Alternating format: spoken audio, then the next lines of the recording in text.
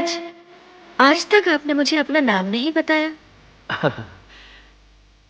यजमान कन्या, मेरा नाम तुमसे अनजान रहा, ये एक प्रकार से अच्छा ही हुआ। क्यों? ऐसा क्यों? ऐसा इसलिए कि नाम जानने के पश्चात परिचय बढ़ता है ना? हाँ, बढ़ता है। तो परिचय बढ़ने से घनिष्ठता बढ़ती है ना? तो इसमें हानि क्या है? घनिष्ठता बढ़ने से संबंध उत्पन्न होते हैं, संबंधों से फिर बंधन की उत्पत्ति होती है, तत्पश्चात कष्ट और पीड़ा के वंश का विस्तार होने लगता है। किंतु मैं ये सब नहीं चाहता। मैं वैरागी हूं, मुनि हूं। किसी से संबंध बढ़ाकर विपत्ति में फंसना मैं नहीं चाहता। अतीत का ऐसा ही कटु अनुभव है मेरा। आप चाहें अथवा ना चाहें, किंतु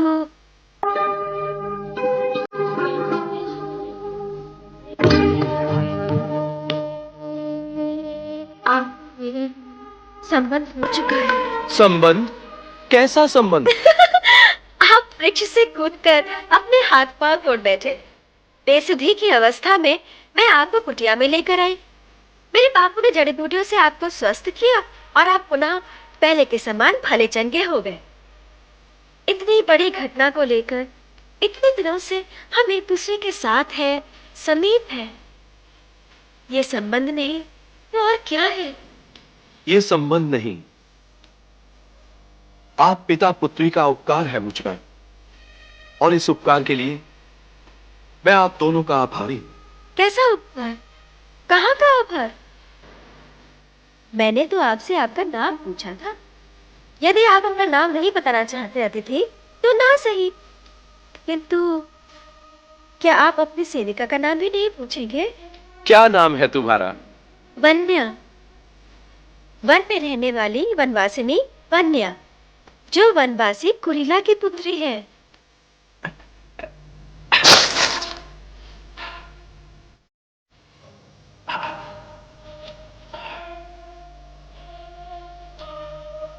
नमस्कार यजमान जी, आपने कष्ट उठाकर मुझे स्वस्थ किया, इसके लिए मैं आपका उपकार व आभार मानता। अतिथि, कष्ट कैसा?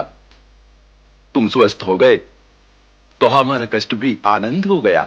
हाँ, आप सत्पुरुष की भांति सोचते हैं यजमान जी, पर मैं आपको और अधिक कष्ट देना नहीं चाहता, इसलिए आप मुझे जाने की आज्ञा दें।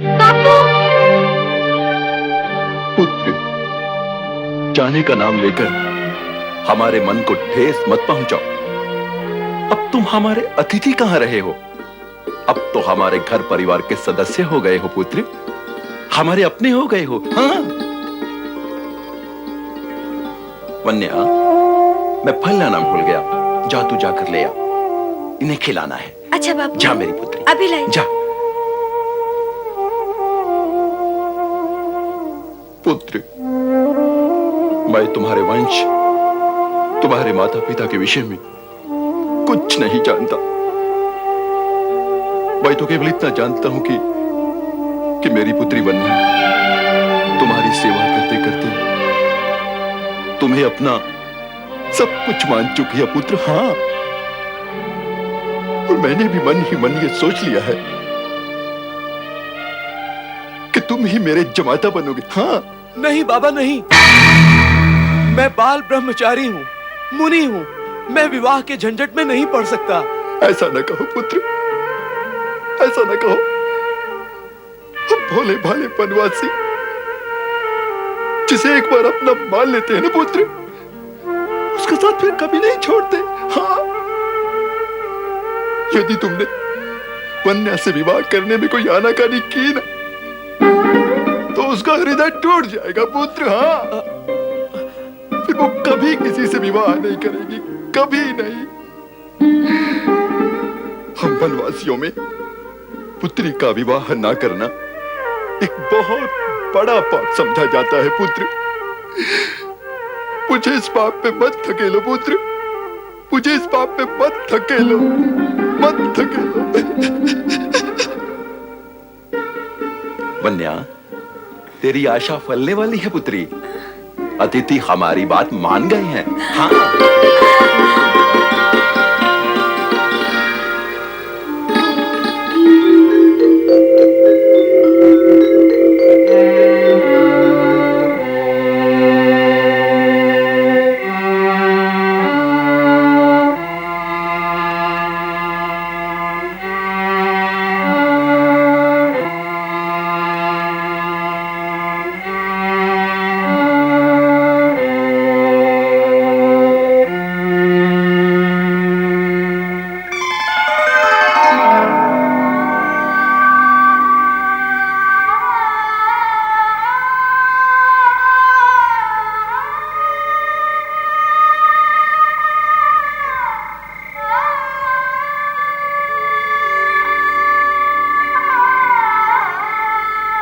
वन्या और कुरीला के उपकारों को नमस्कार करके मुझे शीघ्रातिशीघ्र यहां से निकल जाना चाहिए।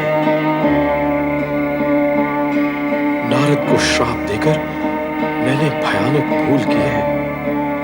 मैं आज उसी भूल का परिणाम भुगत रहा हूं। यदि वन्या और कुरीला को मेरे मन की बात का पता चल गया तो वे मुझे कभी नहीं जाने देंगे। अब मुझे यहां से तुरंत चले जाना चाहिए। हाँ, तुरंत चले जाना चाहिए।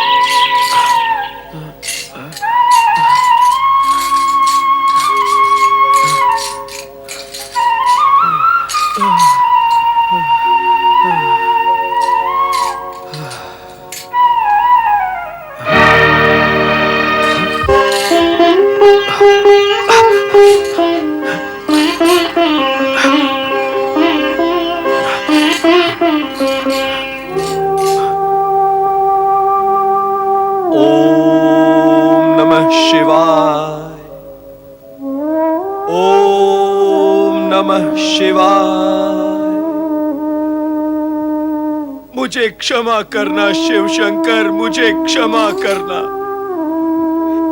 जिन वनवासियों ने मेरे जीवन की रक्षा की, मुझे प्राण दान दिए, उन्हीं को बिना कुछ बताए सोता हुआ छोड़कर चला आया हूं मैं। मुझ जैसा कृतज्ञ और पापी कौन होगा भला? किंतु मैं विवश था भोलेनाथ, मैं विवश था। मैं बाल ब्रह्मचारी विवाह और गृहस्थी के बंधन में कैसे फंस सकता था भोलेनाथ? दमयंती के मिथ्या मोह में पड़कर मैं पहले ही पाप को गले लगा चुका हूं। नारद के श्राप से अपनी गगनगामिनी सिद्धि तक खो चुका हूं भोलेनाथ। मुझे क्षमा करना भोलेनाथ, मुझे क्षमा करना। क्षमा याचना मांगने हेतु पर्वत मुनि आत्मग्लानि में तप रहे थे। निस्सहाय पर्वत मुनि एक ऐसी व्यवस्था के बंधन में बंध चुके थे कि उन्हें समझ नहीं आ रहा था कि वे क्या करें। दूसरी ओर दृढ़ और अडिग निश्चय वाले ऋषि त्वष्टा प्रतिशोध की ज्वाला में जलकर मां शक्ति का आह्वान कर रहे थे। मां शक्ति यज्ञ से उत्पन्न विश्वरूप त्रिशिरा का वध करके इंद्र ने मेरा ही नहीं तुम्हारा भी अपमान किया है। माता, मैं पुनः यज्ञ आरंभ कर रहा हूं। इस बार मुझे ऐसा प्रतापी और शक्तिशाली यज्ञ पुत्र प्रदान करना जो स्वर्गाधिपति इंद्र से मेरा इच्छित प्रतिशोध ले सके।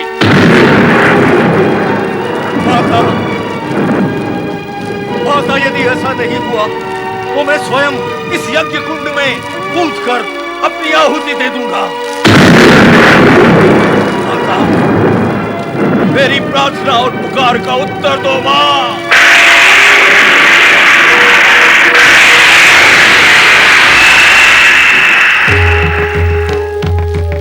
शक्ति उपासक त्वष्टा, तुम्हारा हृदय इस यज्ञ कुंड के ही समान प्रतिशोध की ज्वाला में दहक रहा है।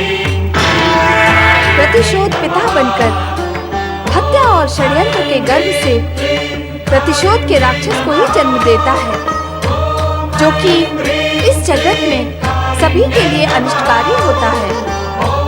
उचित यही होगा कि तुम प्रतिशोध की भावना हृदय से निकालकर अपनी सिद्धियों का उपयोग जन कल्याण के लिए करो।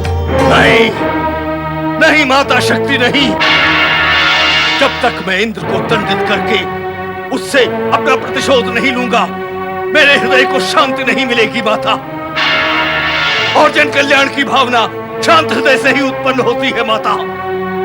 इसलिए सर्वप्रथम मुझे इस यज्ञ कुंड से एक ऐसा यज्ञ पुत्र प्रदान करो जो इंद्र और उसके स्वर्गलोक को अस्त व्यस्त करके मेरी आत्मा को शांति प्रदान करे माता।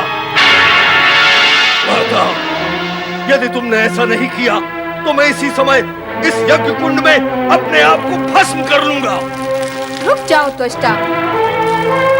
आत्महत्या से किसी समस्या का समाधान नहीं होता। यदि तुम प्रतिशोध से विमुख नहीं हो सकते तो हमें तुम्हारी यज्ञ कामना पूर्ण करनी ही होगी, परंतु इसका परिणाम घोर अनिष्टकारी होगा। अब तुम्हारे इस यज्ञ कुंड से समस्त असुरों की भटकती हुई आत्माएं एकत्र होकर तुम्हारे विशालकाय यज्ञ पुत्र के रूप में जन्म लेंगी। तुम्हारा वह यज्ञ पुत्र अत्यंत बलशाली एवं विनाशकारी होगा। एक बार फिर सोच लो त्वष्टा। मैंने सोच लिया है माता। एक बार फिर सोच लो। भली भांति सोच लिया है। दुष्ट इंद्र से मेरा इच्छित प्रतिशोध लेने वाला शक्तिशाली यज्ञ पुत्र मैं अवश्य उत्पन्न करूंगा, चाहे परिणाम कितना ही विनाशकारी क्यों न हो। महाप्रलय साक्षिण्यै सर्व मृत्यु निवारिण्यै मातृकावरण रूपिण्यै त्रिगुणांतर दीपिकायै अनेक कोटि ब्रह्मांड जनन्यै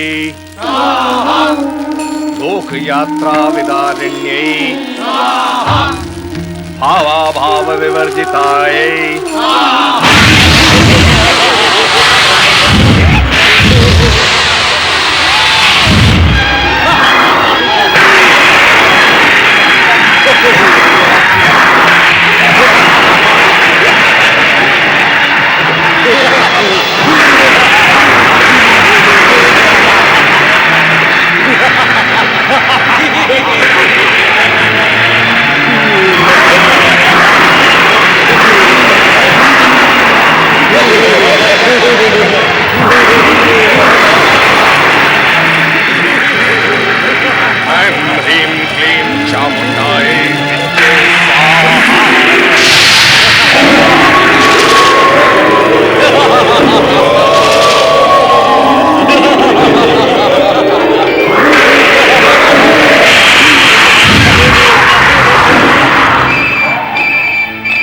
पिता त्वष्टा, प्रणाम। आपके आह्वान की सम्मिलित शक्ति से मैं आपका यज्ञ पुत्र वृत्रासुर प्रकट हुआ। कहे मेरे लिए क्या आज्ञा है? धन्य हो मां, शक्ति तुम धन्य हो। मेरा यज्ञ पुत्र वृत्रासुर अवश्य मेरी कामनाओं की पूर्ति करेगा। यज्ञ पुत्र वृत्रासुर, तुम सामान्य आकार धारण करके मेरे निकट आओ। मुझे तुमसे बहुत कुछ कहना है। जैसी आपकी आज्ञा यज्ञ पिता त्वष्टा।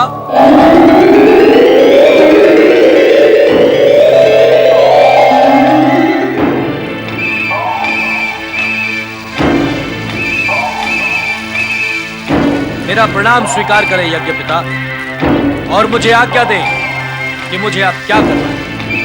बस वृत्रासुर, मेरे हृदय में दुष्ट इंद्र के प्रति प्रतिशोध की ज्वाला दहक रही है।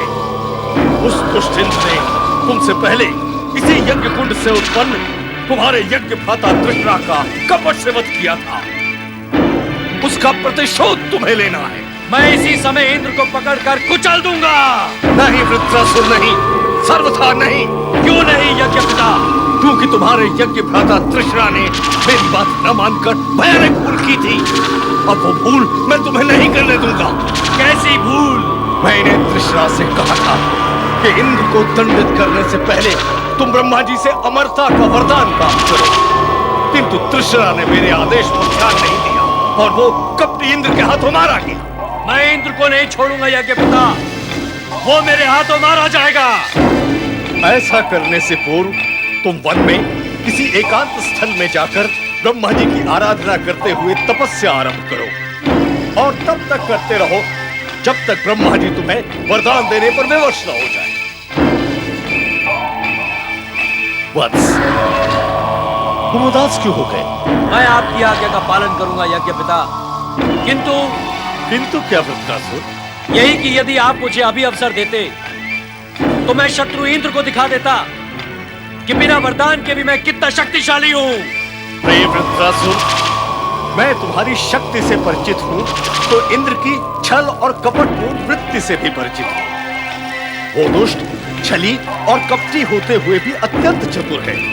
वो तुम्हारी किसी भी दुर्बलता को ढूंढ निकालेगा और उसका लाभ उठाकर वही तुम पर प्रहार करेगा। इसलिए मेरा तुमसे परामर्श है कि शत्रु को दुर्बल करने के लिए स्वयं शक्तिशाली बनो और ब्रह्मा जी का वरदान प्राप्त करो।